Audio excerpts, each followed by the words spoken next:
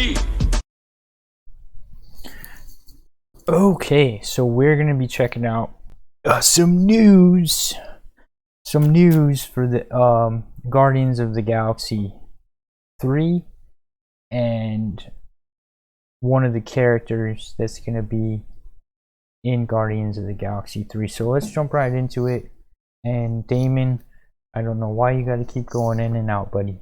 All right. What's going on, everybody? It's Warren. Welcome back to the Cosmic Wonder, where we talk all things Marvel and MCU. And today we actually have quite a bit of news of things happening in the MCU. We're talking Adam Warlock and Guardians of the Galaxy Volume 3, a Shang-Chi spinoff, and Ant-Man 3, Ant-Man and the Wasp: Quantumania. So, like I said, a lot happening, and not to mention the director of Marvel's What If, Brian Andrews, was asked if we are going to see more Spider-Man episodes in What If Season 2, and the answer that he gave was kind of interesting. And I'll briefly touch on that, but we got a lot to talk about today, and if you love Marvel and love to stay up to date on the MCU, be sure to subscribe and hit that notification bell so you don't miss out on any of the latest videos. So this is all pretty exciting news, but let's go ahead and start with Guardians of the Galaxy Volume 3 and Adam Warlock. Now, if you have not seen the post-credit scene for Guardians of the Galaxy Volume 2, I suggest you go watch that immediately. Now, the film's been out for a few years, so I don't care about spoilers, but you need to watch it because it sets up Adam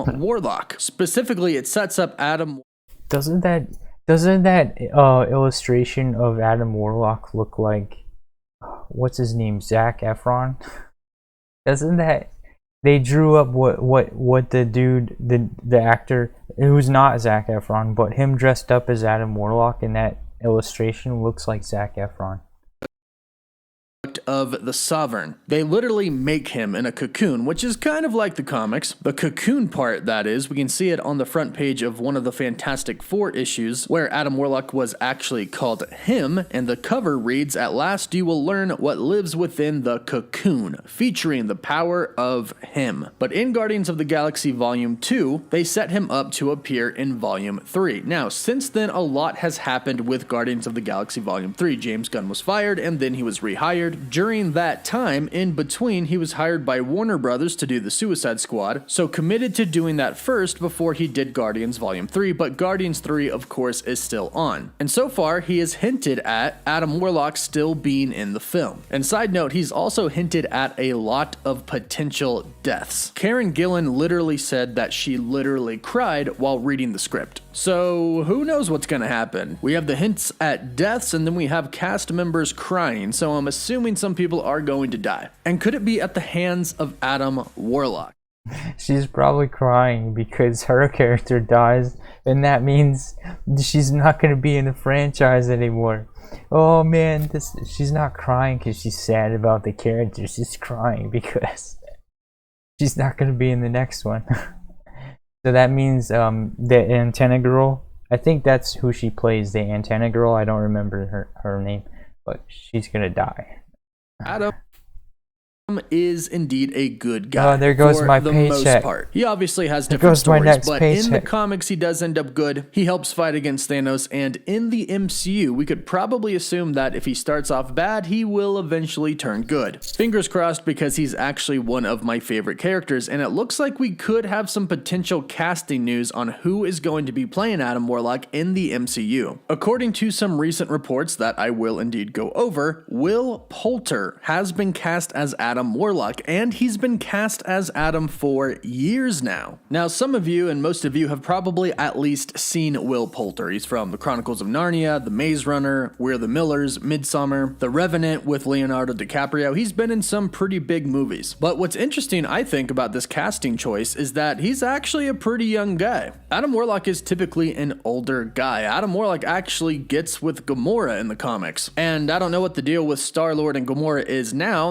that we don't really have the real Gamora around, but it is kind of hard to picture a young guy like Will Poulter getting with Gamora in the MCU. Now, the fact that some of these reports, which again I'll go over, state that he's been cast for years now makes sense, considering the fact that Guardians of the Galaxy Volume 3 was supposed to come out a lot sooner than it actually is. Unfortunately, because James Gunn was fired and then rehired and committed to the Suicide. I just want to say, these rumors, since this video, the rumors were confirmed. James Gunn came out and confirmed that where what's his name? The Poulter guy, the We're the Millers guy, has been confirmed by James Gunn as the dude who's going to play Adam Warlock. So they're no longer rumors, they're confirmed.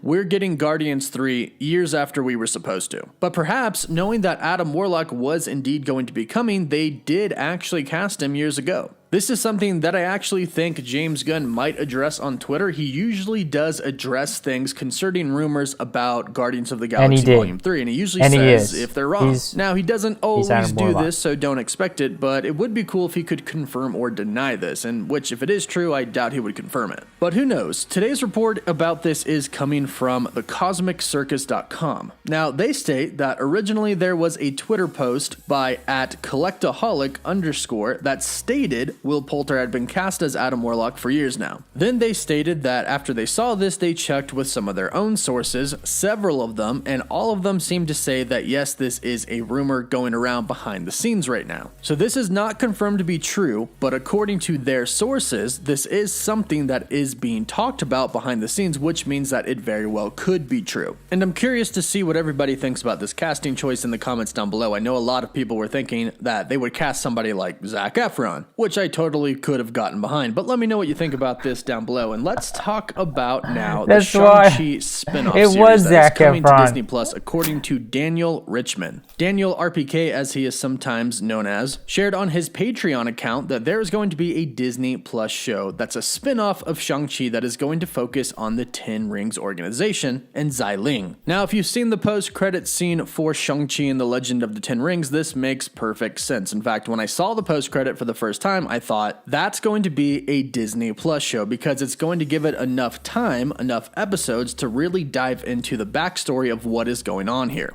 Xiling is now going to be leading the Ten Rings organization, an organization that her father never let her be a part of when she was a kid. But now it's all hers. She can do whatever she wants. But now the question is, and I think a lot of people had this question walking out of the theaters, is she going to do good or is she going to do bad? Or could it be a little bit of both? Could it be one of those things where it's like, well, we kind of got to do some bad in order to do some good. We're going to kill people and topple governments, but they're not exactly the best people or the best governments. I kind of think it's going to be one of those things, especially if you consider how Shang-Chi and the Legend of the Ten Rings ended, the relationship between her and Shang-Chi. Yes, there's a big past there, but I don't think she's going to be like her father. I think she's going to be different. But nevertheless, this is a Disney Plus show that I can definitely get behind. Now, we also have Ant-Man and the Wasp Quantum Mania news, and this is going to be a big MCU movie. I think most people know by now that Kang the Conqueror is going to be introduced in Ant-Man and the Wasp, a true Kang the Conqueror. Yes, we did meet Kang the Conqueror in Loki, but we really meant more of a Nathaniel Richards, not a true Kang. He does say that people have called him a conqueror before, but the actual person standing in front of Loki and Sylvie was not the same Kang that we're going to see in Ant-Man 3.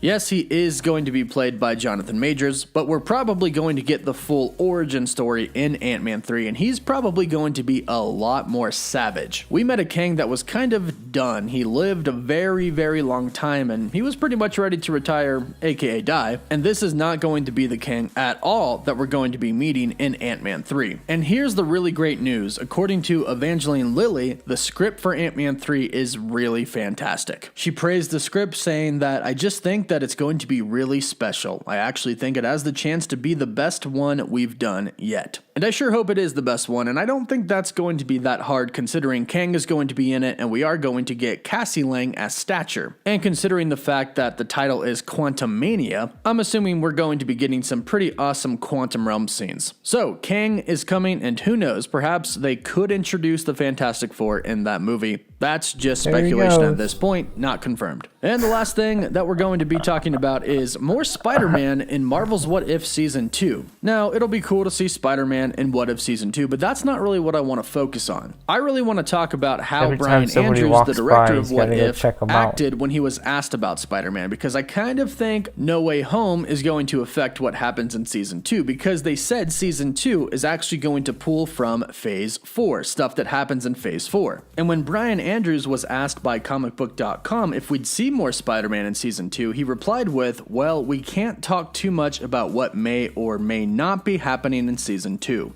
But we do love Spider-Man, so who knows what may happen in the future. Oh, I find this interesting really because of one reason. They've actually talked about Season 2 before. I actually interviewed Brian Andrews and the writer of the show and talked to them about what to expect in Season 2, and they told me a little bit of it. They told me that Peggy Carter's going to come back and gave me a little bit more details. So they've been able to talk about Season 2 before, but when it comes to Spider-Man, they can't really say anything, which leads me to believe that Spider-Man really is going to be a multiversal film that affects the MCU as a whole. And who knows, if we do get the 3 Spider-Men in Spider-Man No Way Home, perhaps we could get those in What If. And hopefully that is why he cannot talk about it. But that is just my speculation right now. Let me know what you think about that and all of this news in the comments down below. Dude, speaking of Spider... yeah, so I was just remembering, so he was showing those pictures of the different iterations of Spider-Man the animated series, and it made me remember the Man-Spider plotline. And the Man-Spider plotline is when the genetic mutation that gives Spider-Man his powers goes haywire and actually transforms him to a full-blown human man-spider. He turns into a giant spider. It reminded me, I had a dream last night, and I don't know if there was just like a spider on my bed or a spider on my pillow or something. And I was having sleep paralysis, so I thought I was dreaming, but I was actually seeing like a spider on my bed. But I was having a dream of a spider doing the spider dance. Like he was in front of me, like you know when they put their hands up and they go like this? He was in front of me doing the and I was like, get away from me, spider. And he's like, ah. Anyways, I don't know. I had like, I don't know, in the dream it turned into like,